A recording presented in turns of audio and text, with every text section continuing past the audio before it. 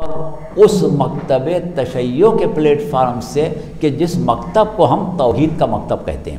یہ ایک خاص چیز ہے کہ ہم ہمیشہ مکتب تشیع کا تعارف یہ کہہ کے کراتے ہیں کہ عالم انسانیت میں خواہ آپ دیگر مذاہب کو دیکھ لیں، خواہ عالم اسلام کے مکاتب فکر کو دیکھ لیں، حقیقی توحید آپ کو صرف تشیع میں ملے گی.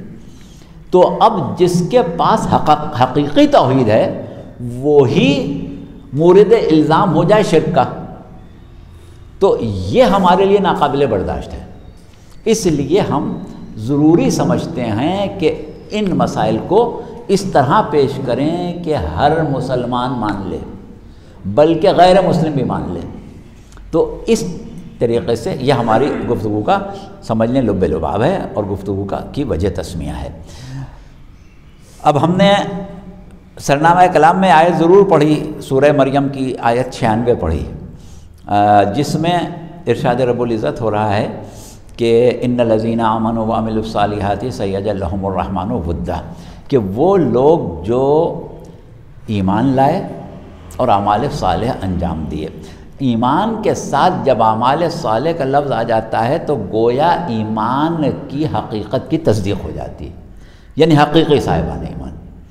حقیقی صاحبان ایمان جو ہیں ان کو پروردگار عالم تنہا نہیں چھوڑے گا، ان کو پروردگار عالم بغیر سرپرستی نہیں چھوڑے گا، بلکہ ان کے لیے اللہ ایک مودت کو فراہم کرنے والا ہے، ایک مودت عطا کرنے والا ہے. اب اس وقت اس آیت کی مزید تشریح اور تفصیل میں ہم نہیں جا رہے ہیں کیونکہ ہمارا مقصد جو ہے وہ کہیں اور پہنچنا ہے. تو دیکھیے اب ہم نے بات کی شہزادی کونین کے حاضر و ناظر ہونے کی، یا قاضی الحاجات ہونے کی، یا ہر اعتبار سے مومن کے ممد و معاون ہونے کی. تو اس کو ہم کیسے ثابت کریں؟ عقلاً، اعتقاداً، قرآن کی روح سے، حدیث کی روح سے اس بات کو ہمیں ثابت کرنا ہے. اچھا، اب ثابت کرنے کے لیے ہمیں کیا راستہ اختیار کرنا ہے، کس راستے سے ہم وہاں تک پہنچیں؟ تو اصل چیز جو راستہ ہے اس کی وجہ ہم آپ کو بتا دیں کہ یہ راستہ ہے بھی تو کیوں ہے. کیونکہ یہ جتنے امور جن کا ہم نے تذکرہ کیا ان سب کا تعلق ہے ولایت تکوینی سے. یہ سب مسائل ولایت تکوینی کے ہیں. اب ولایت تکوینی کا شعور آپ کے علاوہ کسی کو ہے ہی نہیں. یہ شرک وغیرہ کی گفتگو جہاں ہوتی ہے وہاں کیونکہ ولایت تکوینی کا شعور نہیں ہے اس لیے ہوتی ہے. اچھا، تو اب ولایت تکوینی کے ذریعے سے ہم موجز نمائی تک کیسے پہنچیں؟ ولایت تکوینی کے ذریعے سے ہم ما فوق الفطرت امور کی انجام دہی تک کیسے پہنچیں؟ وہ بھی ہمارے پاس کوئی راستہ ہونا چاہیے. تو اب وہ راستہ کہ جس کے ذریعے ہم ان معجزات اور ما فوق الفطرت امور تک پہنچتے ہیں وہ ہے دراصل مقام بندگی پروردگار. یعنی انسان اللہ سے جو تعلق اور جو رشتہ رکھتا ہے اس رشتے کی بنیاد کیا ہے، اس کا حقیقی تعلق کیا ہے؟ وہ رب ہے، وہ خالق ہے، وہ مالک ہے، وہ ہر اعتبار سے ہمارا ایک تعلق رکھتا ہے. یعنی اگر ہم مخلوق ہیں تو وہ خالق ہے، اگر ہم مربوب ہیں تو وہ رب ہے. ٹھیک ہے نا؟ اگر ہم موجود ہیں تو اس میں اس کی کوئی ایسی صفت ہے کہ جس نے ہم کو عدم نے نہیں جانے دیا ہے. تو یہ ایک خاص تعلق ہے اللہ اور بندے کے درمیان، اور اس تعلق میں جو اسرار و رموز ہیں، اس تعلق میں جو ارتقاء ہے، اس تعلق میں جو سفر سیر تکامل ہے، وہی ہیں درجات عبدیت. ابدیت کے اعلیٰ سے اعلیٰ درجات، اور ابدیت کے درجات اور ولایت تکوینی لازم و ملزوم ہے، مگر کیسے؟ یہی ہماری گفتگو ہے کہ یہ کیسے لازم و ملزوم ہے۔ تو اس اعتبار سے سب سے پہلے ہم سمجھیں گے کہ بندگی خود کیا ہے، شعور بندگی کیا ہے، مقام بندگی کیا ہے، رشتہ بندگی کیا ہے، اور اس کے بعد اس بندگی کی اہمیت، بندگی کی جو حیثیت ہے، اس کو سمجھنے کے بعد کیونکہ ہمیں گفتگو حوالہ جناب سیدہ سلام اللہ علیہ سے کرنا ہے، لہٰذا آپ کا مقام بندگی سمجھنا ضروری ہے کہ اللہ سے آپ کا رشتہ کیا ہے، اللہ سے آپ کا تعلق کیا ہے، اللہ کے اور آپ کے درمیان وہ کون سے روابط ہیں کہ جنہوں نے آپ کو اس حیثیت کا حامل بنایا ہے۔ اس کے بعد ہم اس کے اوپر آئیں گے۔ اچھا، اب اس کے بعد جو ہمیں براہ راست سمجھانا ہے کہ اختیارات تکوینی، ولایت تکوینی یا موجز نمائی یا مظہر عجائب ہونا، اس کا تعلق انسان کی کس صفت سے ہے، کن وجوہات کی بنا پر یہ صفات انسان کے وجود میں داخل ہوتی ہیں۔ تو اب ویسے تو یہ موضوع بہت طویل ہے، یعنی 1 گھنٹے کا موضوع نہیں ہے، بہت کافی گفتگو کرنے کی ضرورت ہے، لیکن بہرحال ہماری کوشش ہوگی کہ ہم عام لوگوں سے تو بات کر نہیں رہے ہیں، صاحبان علم سے بات کر رہے ہیں، طالبان علم سے بات کر رہے ہیں، لہٰذا ہمیں بہت تفصیل میں، بہت زیادہ گہرائی میں اور بہت زیادہ وضاحتوں میں جانے کی ضرورت نہیں پڑے گی۔ انشاءاللہ آپ لوگ ہمارے مطالب کو آسانی سے درک کر لیں گے۔ تو یہ ہماری گفتگو کا لب لباب اور مزید تعارف آپ کے سامنے آ گیا۔ اب ہم اس سے تھوڑا اور آگے بڑھتے ہیں۔ مزید آگے بڑھنے کے لیے سب سے پہلے ہمیں یہی دیکھنا ہے کہ بندگی در اصل کیا ہے، اور اس کے بعد ہم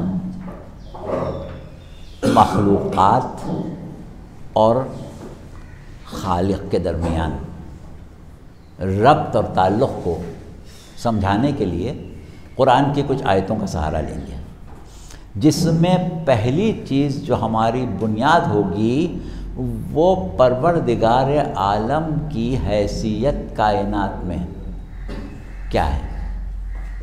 دیکھیے، کائنات سے اللہ کا رشتہ کیا ہے، اللہ کا کائنات سے تعلق کیا، کس قسم کا ہے، اس کو سمجھانے کے لیے ہم انشاءاللہ سورہ مبارک ملک کی آیت پڑھیں گے، تبارک الذی بیدہ الملک وہو علی کل شیء قدیر، کہ وہ ذات بابرکت ہے کہ جس کے قبضہ قدرت میں اقتدار کائنات ہے، یعنی اس کا تعلق جو ہے وہ اقتدار کے ذریعے ہے۔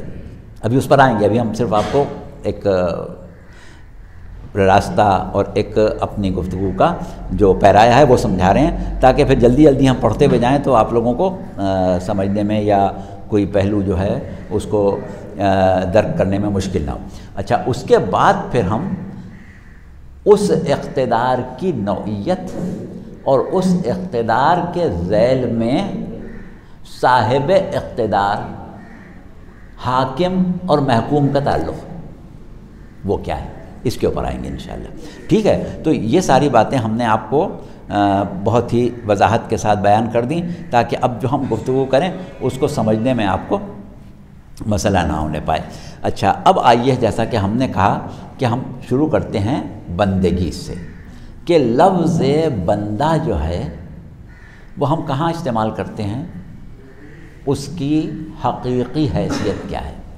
عام حالت میں ہم کہتے ہیں بھائی وہ ہمارا مالک ہے، وہ ہمارا رب ہے، ہم اس کے بندے ہیں، تو اس میں تو کوئی شک و شبہ ہی نہیں ہے، لیکن بندہ ہونا خود کن تقاضوں کا متقاضی ہے، کن چیزوں کا متقاضی ہے۔ تو اب آپ چلیں، دیکھیے پہلی مثال، آپ کلمہ پڑھتے ہیں یا کلمہ پڑھاتے ہیں، اعلان ایمان کرتے ہیں، اعلان اسلام کرتے ہیں اور اقرار رسالت پیغمبر خاتم کرتے ہیں تو کہاں سے شروع کرتے ہیں؟ سب سے پہلے کس چیز کا اقرار؟ محمدن عبدہ و رسولہ. یعنی کیا وجہ ہے کہ پہلے آپ بندے کی بات کر رہے ہیں، بندہ ہونے کی، اس کے بعد رسالت کی گواہی دے رہے ہیں. محمد اللہ کے بندے ہیں، محمد اللہ کے بندے ہیں. دیکھیے کبھی بھی کسی معاشرے میں اگر آپ پیغمبر اسلام کا تعارف کرانے جائیں تو ان کے اللہ کے بندہ ہونے سے کوئی انکار کرے گا؟ نبوت سے کرے یا نہ کرے؟ بندہ ہونے سے کرے گا؟ یعنی بندہ ہونے سے کوئی انکار نہیں کرتا، لیکن آپ کا ایمان کب مکمل ہوتا ہے؟ جب بندہ ہونے کا اقرار کریں، بندہ ہونے کی گواہی دیں. تو یہ کیا وجہ ہے کہ رسالت کی گواہی مؤخر ہے، بندہ ہونے کی گواہی مقدم ہے؟ یعنی رسالت کا بندہ ہونے سے کوئی ایسا تعلق ہے کہ گواہی رسالت مکمل نہیں ہوگی جب تک کہ ادراک بندگی نہ ہو. سمجھ میں آ رہی نا بات آپ کی؟ کہ بندگی کا ادراک جب آپ کو ہوگا تو آپ رسالت تک پہنچیں گے، اس کے بغیر رسالت تک نہیں پہنچیں گے. لہذا جب تک بندہ ہونا سمجھ میں نہ جائے رسالت سمجھ میں نہیں آئے گی. اور یہ کوئی ایک اتفاق نہیں ہے کہ آپ کو کلمہ اتفاق سے اس طرح یاد کرا دیا گیا. قرآن کا اسلوب یہی ہے. آپ دیکھیں سورہ مریم میں پروردگار عالم نے جناب عیسیٰ کا تذکرہ کیا. جناب عیسیٰ ظاہر ہے پیغمبر اسلام سے پہلے جو قریب ترین نبی اولو العزم ہیں، قریب ترین نبی صاحب شریعت ہیں، قریب ترین وہ اللہ کا نمائندہ ہیں جو کتاب لے کے آیا ہے. تو ان کا تذکرہ کرتے ہوئے پروردگار عالم جو بات کر رہا ہے وہ کیا کہہ رہا ہے؟ جب کہ اللہ نے جناب عیسیٰ کو کلمہ قرار دیا، جناب عیسیٰ کو روح اللہ قرار دیا، جناب عیسیٰ کی والدہ کی مصطفیت اور طہارت کی گواہی دی، سب کچھ ہونے کے باوجود جناب عیسیٰ کو ماں کی گود میں پیدا ہونے کے فوراً بعد جب یہ حکم مل رہا ہے کہ وہ اعلان نبوت کریں، اپنی نبوت کا اعلان کر دیں، تو نبوت کا اعلان براہ راست نہیں کر رہے ہیں. کہاں سے شروع کر رہے ہیں؟ انی عبداللہ، میں اللہ کا بندہ ہوں، آتانی الکتاب وجعلنی نبیہ. تو نبی قرار دیا گیا ہوں، اس سے سب سے پہلے یہ کہ میں اللہ کا بندہ ہوں، اللہ کا بندہ ہوں. جبکہ اللہ کا بندہ ہونے میں تو کوئی شک نہیں کر رہا تھا نا. میں اللہ کا بندہ ہوں، صاحب علم ہوں، صاحب علم کتاب ہوں، صاحب معرفت ہوں، اور اس کے بعد کہا کہ میں نبی قرار دیا گیا ہوں. یعنی نبوت کا ادراک، رسالت کا ادراک بغیر ادراک بندگی ہوتا نہیں ہے. یہ بات آپ پہلے ذہن میں رکھیں. تو اب سوال یہ ہے کہ کیوں نہیں ہوتا؟ اب تھوڑی سی ہم ایک دو مثالیں اور دیں. پروردگار عالم نے جہاں کہیں پیغمبر اسلام صلی اللہ علیہ وآلہ وسلم سے کسی خاص ربط کا، کسی خاص عہدے کا، کسی خاص ذمہ داری کا، کسی خاص فضیلت کا ذکر کیا تو وہاں آپ کا تعارف کس حیثیت سے کرایا؟ دو مقام کی ہم نشاندہی کر رہے ہیں. سورہ فرقان پہ آ جائیں، وہاں کیا کہا؟ تبارک الذی نزل الفرقان علی عبدہ لیکون للعالمین نذیرا. با برکت ہے وہ ذات جس نے فرقان کو نازل کیا اپنے عبد پر. کیوں نہیں کہا اپنے رسول پر؟ کیوں نہیں کہا اپنے نبی پر؟ یہ بندہ کہنے کی کیا ضرورت تھی؟ بھئی قرآن تو رسول پر نازل ہوتا ہے نا، بندوں پر تو نہیں ہوتا. وہ اللہ بابرکت ہے جس نے نزول فرقان کیا اپنے بندے پر. یعنی یہاں پر نزول فرقان کی اہلیت، نزول فرقان کی صلاحیت، نزول فرقان کا وہ مقام کے جہاں ادراک وحی ربانی ممکن ہو جائے، اس کا جب تذکرہ کیا تو کس طرح حوالہ کیا، بیان کیا؟ اپنے بندے پر. بندے پر نازل کیا. جبکہ فرقان کیسی چیز ہے؟ لو انزلنا ھذا القرآن علی جبل لرأیتہ خاشعا متصدعا من خشیۃ اللہ، کہ یہ تو وہ قرآن ہے کہ اگر پہاڑ کو بھی نازل کیا جائے تو پہاڑ اس کو برداشت نہیں کر سکے گا. لیکن یہ قلب محمد ہے جو برداشت کرنے والی ایک ہی شے ہے کائنات میں جو تحمل قرآن کر سکتی ہے، وہ ہے قلب محمد. اور قلب محمد کو قلب رسول نہیں کہا، قلب نبی نہیں کہا، قلب عبد کہا، بندے کا. تو دیکھیے سمجھ میں آ رہی ہے نا بات کہ بندگی میں کچھ اسرار و رموز ہیں. اچھا اب اور آگے بڑھیں. سبحان الذی اسری بعبدہ لیلا من المسجد الحرام الی المسجد الاقصی. اللہ اپنی تعریف کر رہا ہے، اپنی فضیلت بیان کر رہا ہے کہ یہ اللہ کا مقام ہے. اللہ اتنی عظیم ذات ہے کہ وہ راتوں رات لے گیا اپنے بندے کو. کیوں نہیں کہا اپنے رسول کو لے گیا؟ کیوں نہیں کہا اپنے نبی کو لے گیا؟ اپنے بندے کو لے گیا. اب دیکھیے اس سے آپ کیا نتیجہ نکالیں گے؟ کیا نتیجہ نکلے گا ان مقامات پر اور اس جیسے مقامات پر رسول کا تعارف بندہ کہنے سے؟ کیا نتیجہ نکلے گا اس بات کا کہ نبی اپنی نبوت کا اعلان کرنے سے پہلے اپنے بندہ ہونے کا اعلان کر رہا ہے؟ کیا نتیجہ نکلے گا اس بات کا کہ پیغمبر اسلام کی رسالت کی گواہی کا اہل وہ ہے ہی نہیں جو آپ کی بندگی کی گواہی نہ دے دے؟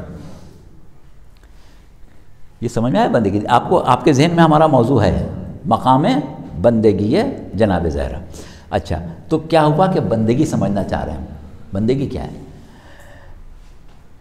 جتنی بھی فضیلتیں ہیں بندے کے اندر، جو صلاحیتیں، جو ملکات، چاہے وہ ادراک وحی کا ملکہ ہو، چاہے وہ ملکہ معراج ہو، چاہے وہ ملکہ رسالت و نبوت ہو، ان تمام چیزوں کی بنیاد جو ہے وہ ہے بندہ ہونا، عبدیت، بندگی.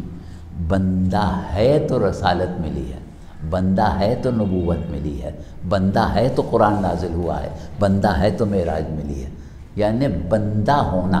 اب دیکھیے یہاں پر ایک نقطہ ہم آپ کو اور سمجھا دیں، وہ یہ ہے کہ جتنے عہدے ہیں، خواہ وہ نبوت کا عہدہ ہو، خواہ وہ رسالت کا عہدہ ہو، چاہے وہ اولو العزمیت کا عہدہ ہو، چاہے وہ امامت کا عہدہ ہو جیسے جناب ابراہیم کا تذکرہ، سارے عہدے کس کے لیے ہیں؟ کون عہدہ بنا دیتا ہے؟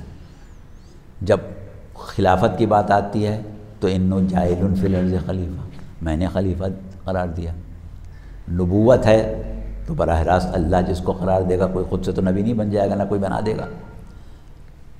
اسی طرح امامت ہے، انی جاعلک للناس اماما، یا اور مقامات پر وجعلناہم ائمۃ یہدون بامرنا، جعلناہم ائمۃ، اس قسم کے الفاظ قرآن میں آپ کو ملیں گے.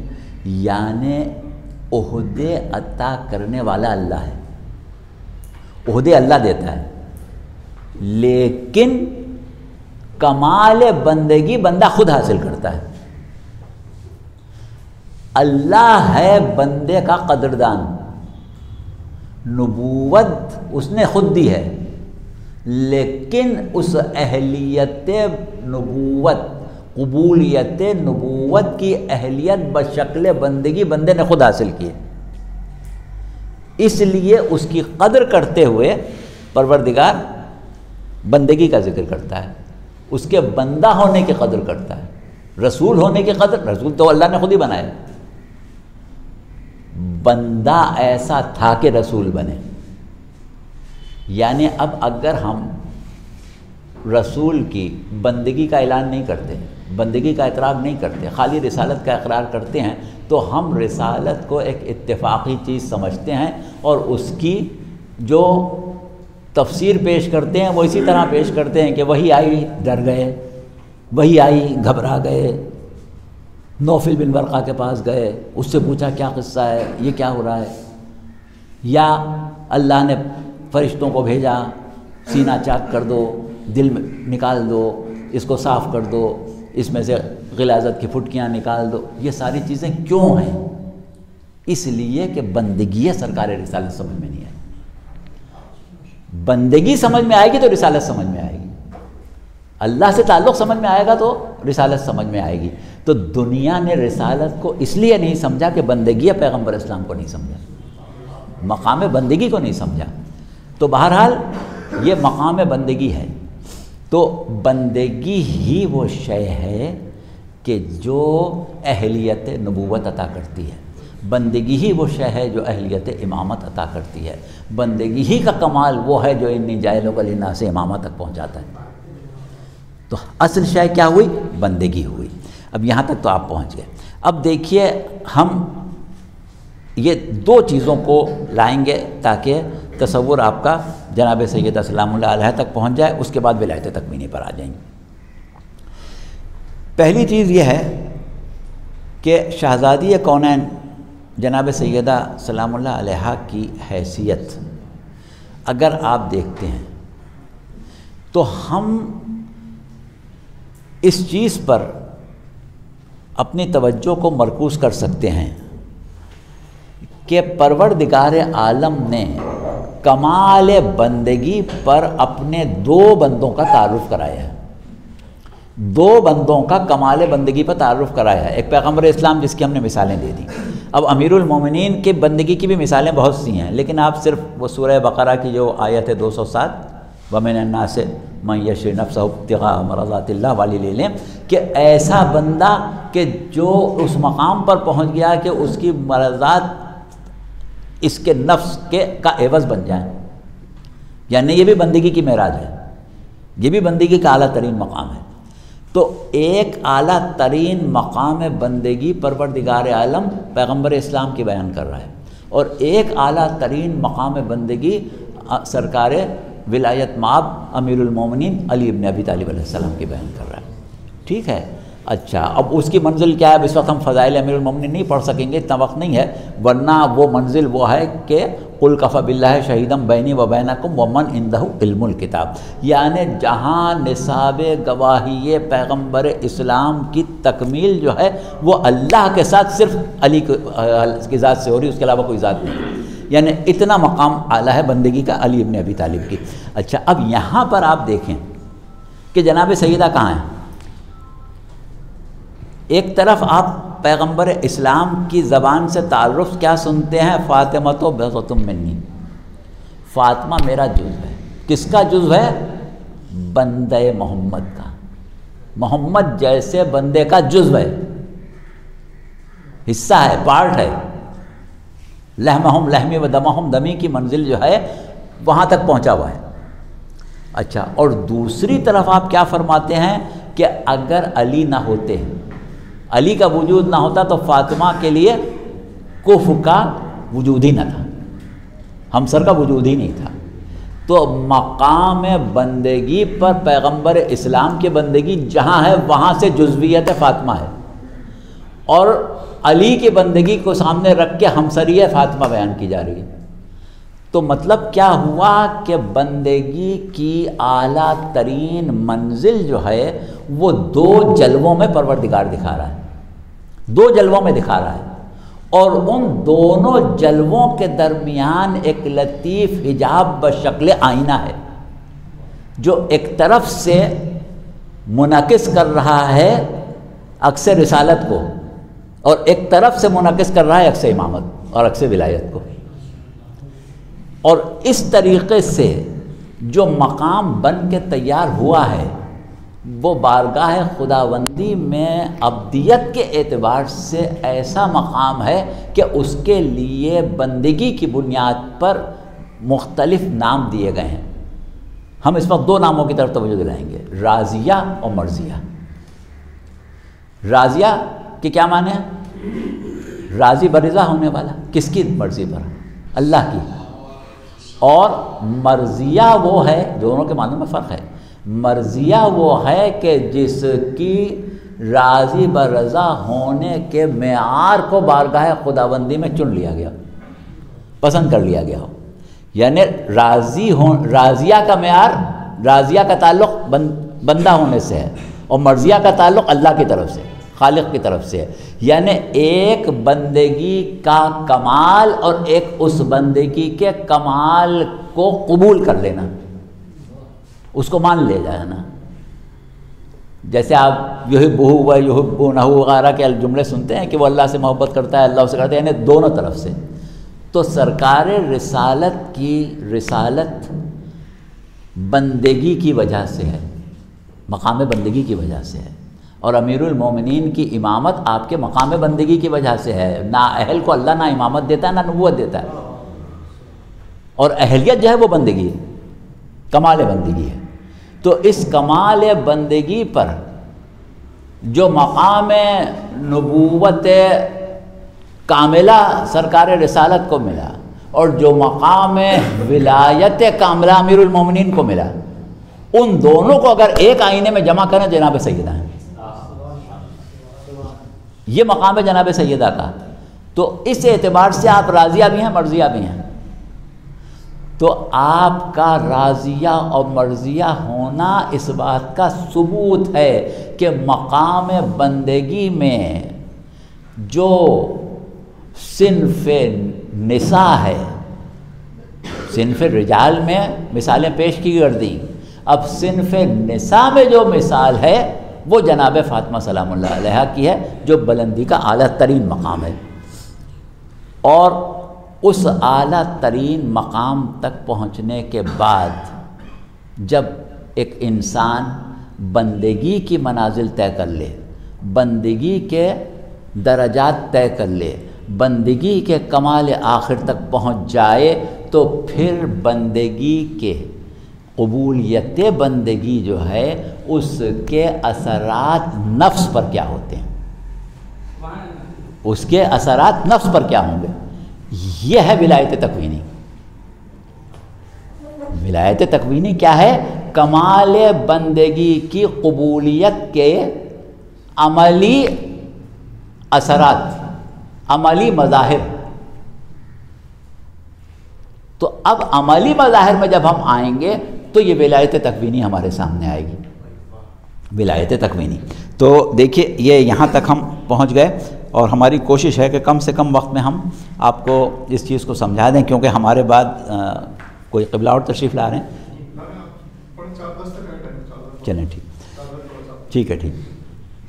تو اب ہمیں اپنی گفتگو کا پیرایہ بدلنا ہے۔ اب تک ہماری گفتگو کا پیرایہ جو تھا اس کو آپ نے بہت غور سے سن لیا، سمجھ لیا، اور ماشاءاللہ سے ہمارے بعض سامعین ایسے ہیں کہ جنہوں نے اس میں سے بعض چیزوں کو نوٹ بھی کر لیا، اور باقی جنہوں نے کتاب کاپی پر نوٹ نہیں کیا انہیں اذہان میں نوٹ کر لیا ہوگا۔ تو یہاں تک آپ پہنچ گئے۔ اب یہاں سے ہمیں پیرایہ بدلنا ہے تھوڑا سا، کیونکہ ہم بندگی کے مراحل کو تو طے کر چکے، بندگی کی اہمیت کو دیکھ چکے۔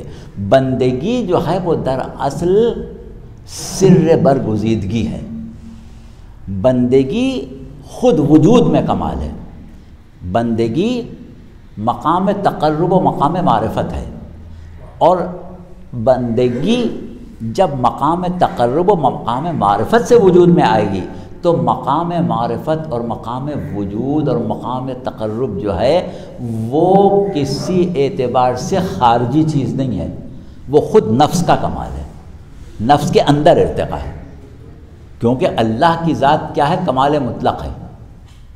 اب کمال مطلق کا قرب جو ہے وہ خود ذات کا کمال ہے، یعنی ذات میں جتنا کمال ہوگا اتنا کمال مطلق سے آپ قریب ہوں گے، کوئی باہر سے قریب نہیں ہوتا۔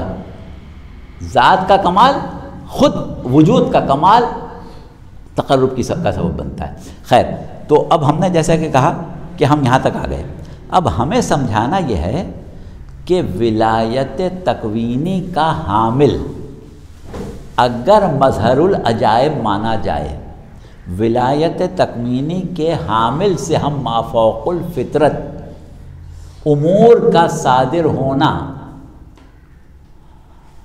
ایک مرتبہ تجویز کر لیں، اس سے معجزات کا ظاہر ہونا، کرامات کا ظاہر ہونا تسلیم کر لیں، تو اس تسلیم کر لینے کو توحید سے کیسے ملائیں، عقیدہ توحید سے کیسے ملائیں؟ کیونکہ توحید کو مسخ نہیں ہونا ہے، توحید کے منبع سے ہی ولایت کو اخذ کرنا ہے، توحید سے باہر نہیں جا سکتے۔ تو آپ دیکھیں کہ اللہ کی صفات میں ایک صفت ولایت بھی ہے، اللہ ولی الذین آمنوا یخرجہم من الظلمات الی النور، کو اللہ صاحبان ایمان کا ولی ہے، اور اللہ کے اسماء حسنہ میں ایک نام ولی بھی ہے، یا اللہ یا ولی ہو، آپ ولی کہہ کے پکارتے ہیں اللہ کو۔ تو ولایت اسماء و صفات باری تعالیٰ میں شامل ہے، یہ بات تو تہہ سے کوئی انکار نہیں کرے گا، اسے تو کوئی انکار نہیں کرے گا نا۔ اب آپ آگے بڑھ جائیں، اب ہمیں دیکھنا یہ ہے کہ اقتدار الہیہ کی بنیاد پر اس ولی کا، اس سرپرست کا، اس مولا کا تعلق محکوم سے کیسے ہے، یعنی وہ حاکم ہے تو محکوم کے اور حاکم کے درمیان جو رشتہ ہے وہ کیا ہے، یہ سمجھ میں آ جائے تو ہمیں مظاہر ولایت تکوینی سمجھ میں آ جائیں گے۔ تو دیکھیے اب ہم نے آپ کو جیسا کہ شروع میں کہا تھا کہ ہم کس آیت سے گفتگو کریں گے، تو وہ آیت کون سی تھی؟ تبارک الذی بیدہ الملک وہو علی کل شیء قدیر۔ بابرکت ہے وہ ذات کہ جس کے قبضہ قدرت میں اقتدار ہے، قبضہ قدرت میں اقتدار ہے۔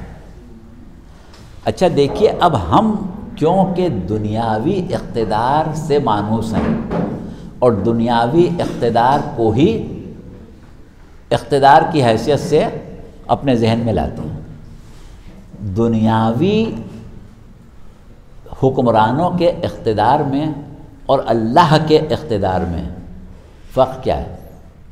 اللہ ایسے ہی بادشاہ ہے جیسے دنیا والے بادشاہ ہیں۔ اب دیکھیے یہاں پر وہی والی بات ہے کہ آپ دیکھتے ہیں کہ عامت المسلمین جب اللہ کو بادشاہ مانتے ہیں تو کیسا بادشاہ مانتے ہیں؟ وہ جیسا ہماری دنیا کا بادشاہ ہوتا ہے۔ کہ دیکھو بادشاہ کے سامنے جاتے ہو ہاتھ باندھ کے نہیں کھڑے ہوتے ہو، تو اللہ بادشاہ ہے، اس کے سامنے جاؤ گے تو ہاتھ نہیں باندھنا پڑیں گے۔ کیوں؟ اس لیے کہ اللہ کو آپ نے ویسا بادشاہ سمجھا جیسا دنیا کے بادشاہ دیکھے۔ اب دنیا کے بادشاہ، دنیا کے حکمران، دنیا کے حاکم جو ہوتے ہیں ان کا محکوم سے کوئی رشتہ نہیں ہوتا۔ جس طرح باقی سب اللہ کی مخلوق ہیں ویسے وہ بھی مخلوق ہے۔ جتنی صفات تخلیقی ہے انسانی ہر انسان میں ہوتی ہے اتنی بادشاہ میں بھی ہوتی ہے، کوئی زیادہ تو نہیں ہوتی۔ اور بادشاہ کا اقتدار خود لوگوں کی طاقت سے ہی لوگوں کے اوپر ہوتا ہے، خود اس کی وجود میں اتنی طاقت نہیں ہوتی کہ وہ لوگوں کو اپنا حاکم بنا لے، اپنا محکوم بنا لے۔ تو بہرحال دنیاوی حکومت جو ہے اس میں رعایا کا حاکم سے رشتہ صرف اس کی قوت استبداد سے بنتا ہے، باقی کسی چیز سے نہیں بنتا۔ لیکن پروردگار کیا کہہ رہا ہے کہ تبارک الذی بیدہ الملک، بابرکت ہے وہ ذات جس کے قبضہ قدرت میں اقتدار ہے، ملک ہے۔ تو دیکھیے اقتدار کا لفظ جب ہم استعمال کرتے ہیں تو سب سے پہلے ہمارے ذہن میں ایک تصور آتا ہے کہ اقتدار ہمیشہ زوال پذیر ہوتا ہے، کسی کا اقتدار ہمیشہ نہیں رہتا، چاہے وہ سکندر اعظم کا اقتدار ہو، چاہے وہ نمرود و فرعون و حامان و شداد کا اقتدار ہو، چاہے وہ مسلمان بادشاہوں کے جاہ و جلال کا اقتدار ہو، ہمیشہ زوال پذیر ہے۔ ٹھیک ہے، تو اقتدار کے ساتھ جب زوال پذیر کا تصور آتا ہے، یہیں سے اللہ نے کہہ دیا تبارک الذی، وہ ذات وہ ہے جو صاحب برکت ہے۔ برکت کیا ہوتی ہے؟ وہ جہاں زوال نہ ہو، جہاں زوال نہ ہو وہاں برکت ہوتی ہے۔ کوئی شے ختم نہ ہو آپ کہتے ہیں اس میں برکت ہے، کسی شے پر زوال نہ آئے آپ کہتے ہیں اس میں برکت ہے۔ تو برکت جو ہے وہ ذات باریت اعلیٰ میں ہے، اصل برکت ذات باریت اعلیٰ میں ہے۔ تو جب اس کے ذات میں برکت ہے، اس کے اقتدار میں برکت ہے، وہ کبھی بھی زوال پذیر ہونے والا اقتدار نہیں، پہلی چیز۔ اس کے بعد کہا کہ وَهُوَ عَلَى كُلِّ شَيْءٍ قَدِيرٌ، کوئی شے ایسی نہیں ہے جو اس کے احاطہ قدرت سے باہر نکل جائے۔ بس اب اس کو سمجھ لیں کہ اب ہم تصور اقتدار الہیہ اگر کریں تو کیسے کریں؟ کوئی مثال ہے ہمارے سامنے؟ کیونکہ بغیر مثال کے لوگوں کی بات سمجھ میں نہیں آتی۔ اور اللہ کا اقتدار یا اللہ کی کوئی بھی صفت ایسی نہیں ہے کہ جس کی کوئی مثال ہو پیش کر دی جائے۔ مثال ہم اس حساب سے دیتے ہیں کہ وہ مثال ہمارے ذہن کو فعال کرتی ہے، حقیقت میں اللہ تک نہیں پہنچتی، لیکن ہمارے ذہن میں ایک ادراک کی ایک قسم کی تحریک پیدا ہو جاتی ہے کہ ہم سمجھ لیتے ہیں کہ اچھا یہ مطلب ہوگا۔ اس حد تک مثال ہوتی ہے، اس کے آگے مثال نہیں ہوتی۔ تو دیکھیے، اب ہم آپ کو ایک مثال دیں۔ آپ نے کائنات میں بہت سی چیزوں کو دیکھا اور پروردگار عالم نے خاص طور سے آپ کو دعوت بھی دی کہ ان فی خلق السماوات والارض واختلاف اللیل والنہار لآیات لأولی الالباب، زمین و آسمان کی تخلیق میں اور رات و دن کے آنے جانے میں صاحبان عقل کے لیے آیتیں ہیں۔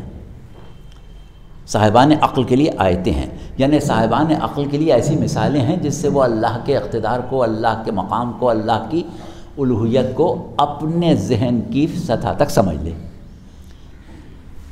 آیتیں ہیں، یا اور اس طریقے سے پروردگار عالم لفظ آیت تو خیر بہت استعمال کیا، اس کی طرف ہم جا نہیں رہے ہیں۔ سنرihim آیاتنا فی الآفاق وفی انفسہم حتی یتبین لہم انہ الحق، کہ ہم بہت جلد ان کو خود زمین و آسمان میں اور خود ان کے وجود میں اپنی آیتیں دکھائیں گے، اور وہاں تک دکھائیں گے جہاں تک کہ حق ان پر واضح ہو جائے۔ اس وقت تک آیتیں دکھائیں گے جب تک کہ حق واضح ہو جائے۔ تو دیکھیے، آیات الہیہ کائنات میں بکھری ہوئی ہیں۔ اب آپ لوگوں کا جو بھی مطالعہ ہے، جو آپ لوگوں کی ماشاءاللہ تعلیمات و تحصیلات ہیں، اس میں علم حیات کے اوپر ظاہر ہے کہ کوئی بہت گہرا مطالعہ نہیں ہوگا، لیکن اس حد تک علم حیات کو آپ ضرور سمجھتے ہوں گے کہ جو ایک جنرل نالج کے زمرے میں آئے۔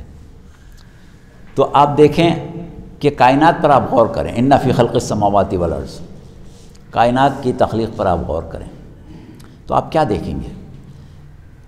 ہم اجرام فلکی کے اوپر جب نظر ڈالتے ہیں، بظاہر ہمیں سورج، چاند، ستارے، سیارے، چاند سب نظر آتے ہیں، بلکہ سیارے کا ہم پتہ بھی نہیں چلتا، ہم تو سب کو ستارے ہی سمجھتے ہیں، سورج کو بھی ستارہ سمجھتے ہیں، سیاروں کو بھی ستارے ہی سمجھتے ہیں۔ تو لیکن ان کا وجود ہے، اس کا ہمیں علم ہے۔ ہم جس دنیا میں زندگی گزار رہے ہیں، اس دنیا کا تعلق کہے سے ہے؟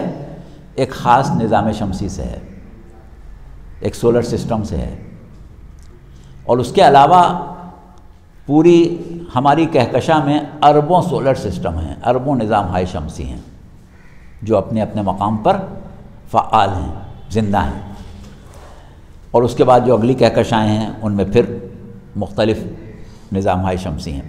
نظام شمسی کیا ہوتا ہے اور نظام شمسی کی کیفیت کیا ہوتی ہے؟ دیکھیے، دو چیزیں بالکل ایک جیسی ہیں، ایک نظام شمسی اور ایک اسٹرکچر آف ایٹم، یعنی جوہر کی ساخت۔ ہر شے ایٹم سے مل کے بنی ہے نا، تو جو ایٹم ہے، جوہر ہے، اس کی ساخت اور نظام شمسی کا نظام بالکل ایک چیز ہوتی ہے۔ ہم ایک چیز لے لیں تو دونوں سمجھا سکتے ہیں، بہرحال ایک چیز لے لیتے ہیں، نظام شمسی کو لے لیتے ہیں۔ نظام شمسی میں کیا ہوتا ہے؟ ایک سورج ہوتا ہے، ٹھیک ہے؟ اس سورج کی پروردگار عالم نے تخلیق اس طرح کی ہے کہ وہ اپنے وزن اور اپنی کمیت کے اعتبار سے اتنا شدید قوت جذب رکھتا ہے، قوت کشش رکھتا ہے کہ اس کی قوت کشش اس کے پورے نظام شمسی کو قائم و دائم رکھتی ہے۔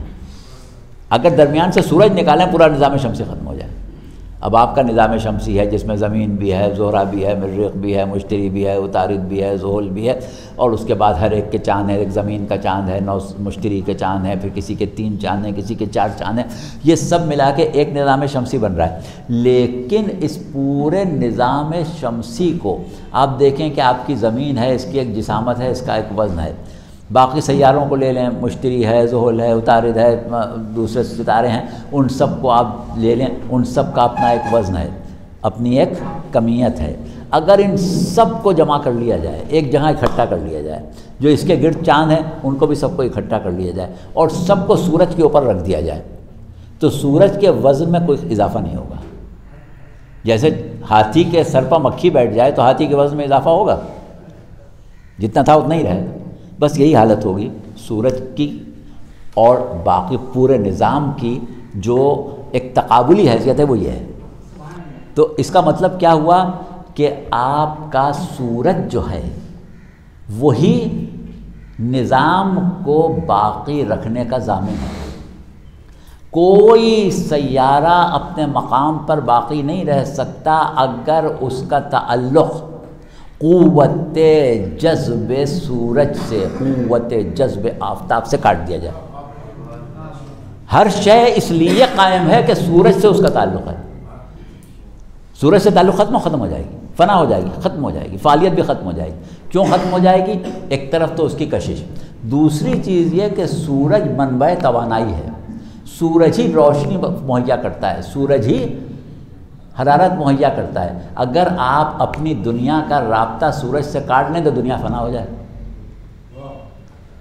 کچھ بھی نہیں رہا دنیا میں، کیونکہ دنیا کی بقا، دنیا کی افادیت، دنیا کی حیات جو ہے وہ سورج سے حاصل ہونے والی توانائی کے ذریعے ہے، سورج سے حاصل ہونے والی حرارت کے ذریعے ہے۔ سورج ہٹ جائے کچھ بھی نہیں رہے گا۔ تو اس اعتبار سے آپ دیکھیں، اگر سورج کی حیثیت نظام شمسی میں کیا ہوئی، یعنی سورج ضامن ہے پورے نظام شمسی کی بقا کا، سورج ضامن ہے پورے نظام شمسی کی حیات کا، سورج ضامن ہے پورے نظام شمسی کی فعالیت کا۔ یعنی پورا نظام شمسی درہم برہم ہو جائے اگر سورج سے اس کا رابطہ ختم ہو جائے۔ صلوات پڑھ لیں آپ لوگ ایک دفعہ۔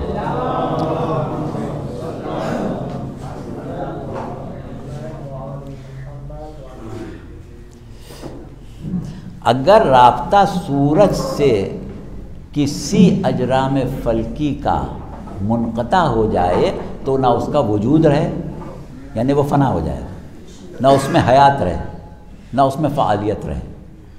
تو اب آپ بتائیں، ہم آپ سے پوچھتے ہیں کہ بتائیے اگر ہم نظام شمسی کو ایک مملکت تصور کر لیں تو اس میں سورج کی حیثیت کیا ہوگی؟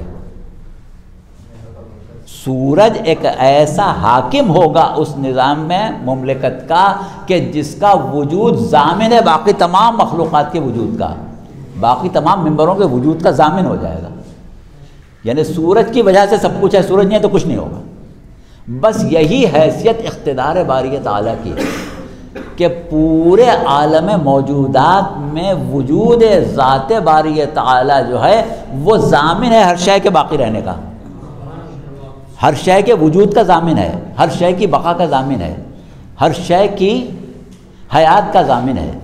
تو اللہ سے اور مخلوق سے رشتہ یہ ہے کہ مخلوق اللہ اپنے وجود کے لیے اللہ کی محتاج ہے، اللہ کے بغیر باقی نہیں رہ سکتی، ایک لمحے کے لیے اللہ سے کٹ کے زندہ نہیں رہ سکتی، ایک لمحے کے لیے اللہ سے کٹ کے اس کا وجود نہیں رہ سکتا۔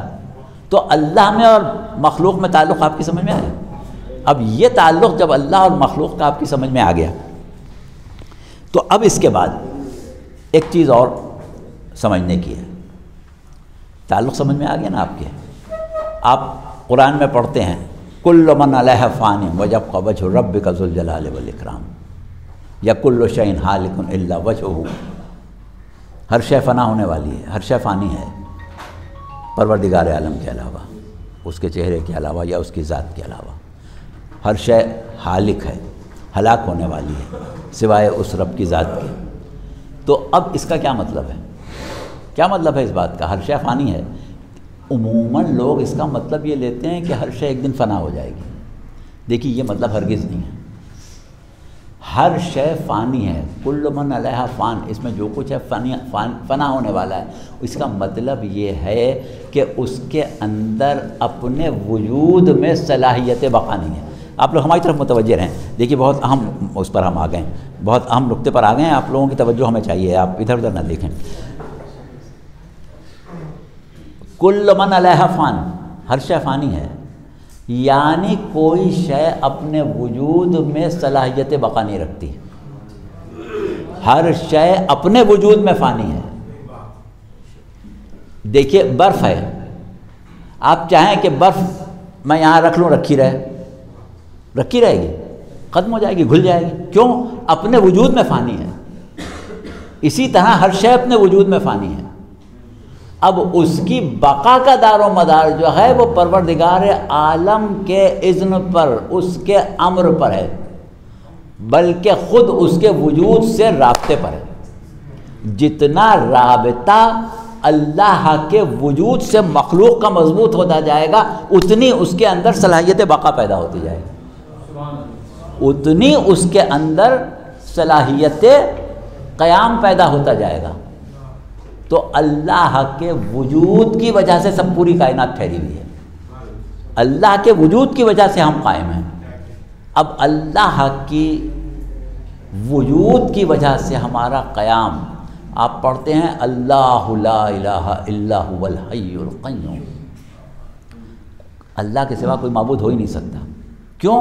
اس لیے کہ وہی تو حی و قیوم ہے. اس کے علاوہ کوئی حی و قیوم ہو تو الہ ہو. اور حی و قیوم کیا ہے؟ اس کی صفت حیات جو ہے، اس کی تجلی، اس کی اسماء حسنہ کی تجلیاں جو ہیں، ان کی قبولیت اللہ نے مخلوق میں رکھی ہے.